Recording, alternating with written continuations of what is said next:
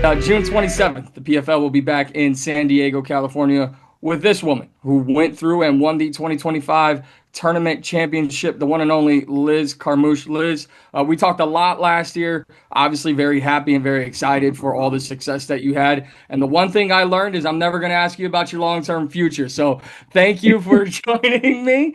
How excited are you to have the PFL in your backyard? It's really exciting just knowing that friends, family, everybody that's wanting to come visit that's been missing out on the fights because they're just in locations they can't, that everybody's looking to do a stacked house. And even new people that I'm meeting, some of the people are going to make the trip from the East Coast to go out to San Diego. So I'm really excited. I absolutely love that. And there's a lot of layers of why I wanted to talk to you. And obviously, San Diego being a big thing, you being back in competition is another. But since we've talked, we've gone through like a journey, just the two of us in our conversations, and not only your career, but your goals. And then John Martin comes in as the new CEO, changes everything. No more tournaments. We have rankings. We are doing what you're seeing for yourself, which is buying in and investing into fighters and their stories, but most importantly, where they're from. How much have you liked the new presence of John Martin? Yeah, it's nice to get back into kind of a system that's a little bit more familiar. It's not like going from tournament to tournament where some things might change. The ranking system is definitely something that I'm used to and that I can kind of follow along and understand what's going. And then it gives me a goal of having a new type of championship belt. Yeah, right. Just add more to the collection. Do you think this was the right move long term, most beneficial for the company moving forward? I think for the athletes it is. I think doing the tournament style and the frequency that you fight, for especially when you don't have as many weight classes for women, it's definitely taking a toll on people's bodies. So this gives them the opportunity to do a complete fight camp, to rest, recoup before they probably have another fight coming up.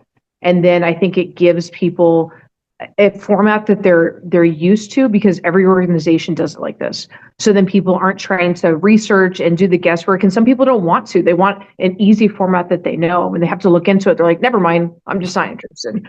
So I think for the longevity of the organization, that's a good thing. I'll say it for you, Liz. MMA fans can't do math, right? So we can't we can't make it difficult for them. We've got to make it very easy. And it would be easy for me to ask you, what challenges you at this point, right? You've seemingly done it all in your career, but you literally just said it. And so I would ask you to you this way then, is adding a new belt your biggest reason for continuing competition, or is it just simply love of the game? It's a few things. It's love of the game. Like I love doing what I'm doing. I love challenging myself. I love chasing belts and seeing how many I can start to rack up. Having the idea of, okay, I was a tournament champion. This is a completely different idea. And trying to grasp that championship. And I really want to add, I'm going to keep pushing for this. I want a 135 division. I think that we are limiting ourselves on the women that can be fighting and being able to make a name for ourselves and really stick it out to the other organizations by not having 135 division. If we can make that happen, that would be, I think, probably one of those closures on the chapter. So for you, go and win a belt. And if by year's end, John Martin and the company come to you and say, hey, we're going to open up 135, would you want to be a part of it? Or would you be happy saying they opened it, I'm good? Of course I want to be a part of it. I'm a glutton for punishment and I don't know when to walk away. Yeah. So if he said, like after this fight, like, hey, you know what, we've been hearing you, you're right. Into the year you fight for 135. I think I'd even be happy if that meant that like, okay, I did my time and I was able to get the tournament belt at 125 and to be able to start the possibility of getting that 135 belt I'd be cool with that. All right, Liz, I'm not, you know me, I'm not a clickbait guy. I just love, authentic conversation. And I feel like we always have that. But I was hoping I'd go more than 5 minutes before I ask you this question. This week, as we know, it's a massive, massive week. And I wanted to talk to you regardless because of what this week is in the sport of MMA with the launch of MVP MMA. Somebody you know very well, two ladies you know very well, and Gina Carano and Ronda Rousey. But before I ask you about them, I'm going to ask you about the guy behind it all. And that was Jake Paul. This week, he did an interview on Undefeated and Undisputed with Chael Sonnen, and he said he would be open to co-promoting, and he feels the PFL would be open to that. So without even knowing or asking you how the fight would go, you have long stood on business in saying, I want to represent the PFL and the women who fight here. I know you don't make the decisions, But how excited would you be to have an opportunity to co-promote on an event with Jake Paul MVP with yourself leading the charge? Yeah, that would be amazing. I think for one, Jake Paul's doing a great job with being able to get the fighters the money they deserve, showcase them, get attention on them. Whether people are like, oh, this isn't a real fight or not, people are tuning in. They want to see the fights, regardless of what it is. And it's accessible on Netflix and things like that. So I think that's amazing. And then, like I said, to represent and to go out there and to have like a cross promotion fight and to represent as the PFL representative against, like, say, MVPs, that's super cool to me. It's when you say the idea of trying to find who truly the best fighter is, it gives you that opportunity. And that's really appealing. So no, we mentioned the 135. I'm just gonna throw it out there, Liz. If it was, hey, we don't know if we're gonna open up for like a belt yet because we have to establish the division, but we have one shot at a co-promotion fight with MVP. You take it. I'll move into this prediction first. Who do you have winning this fight? Obviously, you've shared the cage with Ronda in the first ever UFC fight. Who do you have between Ronda and Gina? Yeah, it's funny because prior to me starting my career and getting into fighting, I was a huge Gina Carano fan, huge Cyborg fan. I watched both of them. And so I got to see like her career and then the end of her career where she retired before she's not coming back. And then, of course, I got to see Ronda as we're like side by side, parallel, watching if our paths are going to cross. And then ultimately they do. And so actually having faced Ronda and just seeing what she's done with her career, I think that she's going to be the winner out of this. I mean, for one, just the Olympic level of tenacity that they have and being able to establish themselves in that career. I think having watched Gina, unless she's done these crazy grappling improvements through her career and just taking that time off and doing it, I think that Ronda has it. Because striking wise, I feel like they're pretty well matched, but the ground is really where she just stands out and shines brighter than Carano. But again, it's still a good fight, and I hope that I'm wrong and that they do something completely different that's unexpected, because that would be really cool. It's going to be quite the spectacle. But Liz, I'm going to keep throwing gas on this fire because now I'm looking at like just what this would mean, right? When Jake Paul was talking to Chael Sonnen and Ian Parker on this interview, what he said was, the kind of narrative is Ronda's one and done. And a lot of this has been she wants to come back and fight her friend and Gina, and it's there's a mutual respect there. But I want to campaign now for you and for the PFL. When you talk about history making moments, we see the beef that is being had or being said towards your former employer in another promotion, right? Like we get the kind of bad blood right there. So take me through from your experience, all that you've been through in your career, what it would mean to have MVP, PFL, the two other top promotions in MMA with two of the biggest pioneers in the sport, yourself and Ronda, all these years later. I don't think you could write a better storybook ending for either of you. No, I agree. I feel like that would be after how we started off in the UFC and what we were able to achieve there and making that history moment. And then to do something where we come back fast forward and do something similar, whether it's like she's headlining 145, I'm headlining 135. I don't think anybody could predict that. And that's certainly like a great way to be able to combine the two organizations and really showcase women's MMA and bring attention to it the way it deserves. I love that. Well, the last one on that note, I do want to ask you, the possibility Jake threw out there was a Chris Cyborg fight. And, who knows how that would go between either winner, right? Yeah. I believe, obviously, Chris Cyborg has represented the PFL, but would you like Cyborg to represent the PFL or would you like to represent against one of the two, whoever wins this weekend? I mean, if it's coming up to me having an opportunity, I'm going to take me over Cyborg. Like no offense, Cyborg's achieved a lot. I know she can do a great job, but when opportunities strike and somebody's going to take it, I always choose myself. Of course, of course. What a dumb question, Mike. So this will not be. I'll redeem myself here. Obviously, going back to your other old promotion, the UFC, they are having something that I felt like when it was announced, there was nobody I wanted to talk to more about it than you, because just knowing your history and knowing what you do and having served this country, would you have ever imagined, as being one of the first of two women to ever compete inside the UFC, that we would have a fight at the White House, a full card event at the White House? As someone who has served this country, what does that symbolize to you? It symbolizes a lot. For one, just from the military perspective, when you think of like the security of everything the White House has to embody, it's crazy to me that we would showcase an event on the front yard where it's just like, oh, that just seems so unsafe.